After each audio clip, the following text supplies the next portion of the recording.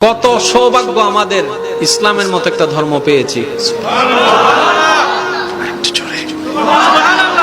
ভাগ্য আমাদের কত ভালো, ইমামুল আম্বিয়া নবী রাহমাতুল লিল আলামিনের মতো একজন নবী পেয়েছি। নসিব আমাদের কত খুশনসিব, কিতাবুল কিতাব কোরআনুল কারীমের মতো কিতাব পেয়েছি। আমরা চতুর্দিকে সৌভাগ্যবান। এবার আসুন একটু মনোযোগ।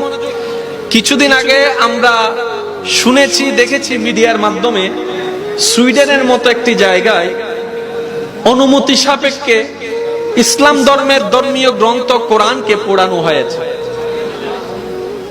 এটা নিয়ে অনেক প্রতিবাদ হলো।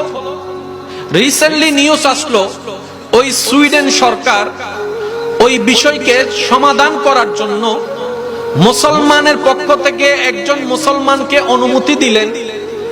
ওরা আপনাদের ধর্মীয় গ্রন্থ কোরআনকে আগুন দিয়ে পুড়িয়েছে, এটাই আপনাদের ক্ষোভ, এটাই আপনাদের দুঃখ, এটাই আপনাদের জ্বালা।